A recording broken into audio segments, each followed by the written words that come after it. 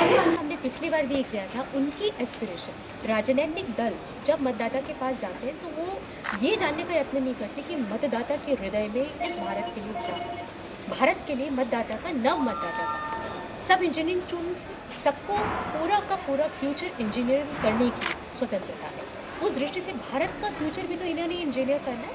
हमने उनसे पूछा कि उनके मन मोदी जी की लीडरशिप उभर कर आ रही है, वो नेता है जो इवॉल्व हुआ, और वसुंधरा जी के नेतृत्व ने अभी जो विधानसभा में मैजिक किया, उससे नव मतदाता जानता है कि परिवर्तन अब केवल दूर की बात है, परिवर्तन आ रहा है, मतलब आता हुआ देख रहे हैं। So it was a very nice feeling.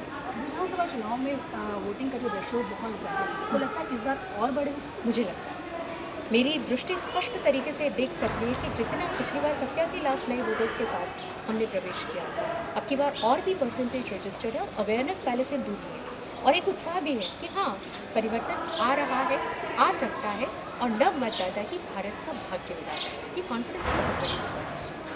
एक गर्ल्स इंजीनियरिंग कॉलेज में आकर के नव मतदाताओं को संबोधित करना एक इस प्रकार की फीलिंग है और इस प्रकार की भावना है, मुझे लगता है जो अवर्णनीय है। क्योंकि आप जानते हैं कि नव मतदाता के मन में क्या है, उसे भारत रचना के लिए उसका सपना क्या है, उसके एस्पिरेशंस क्या है, उसकी आकांक्षाएं क्या है, और नव मतदाता की नवाकांक्षाओं को मूर्तिवत लेकर के उसे एक दृष्टि से अपने घोषणा पत्र में और अपनी रीति नीति में डालना भारतीय जनता पार्टी का पूरी कर्तव्य है। मुझे लगता है कि हम कुछ लोग इस प्रयत्न में लगे हैं और श्रीमती राजे के नेतृत्व में हम ये काम करेंगे।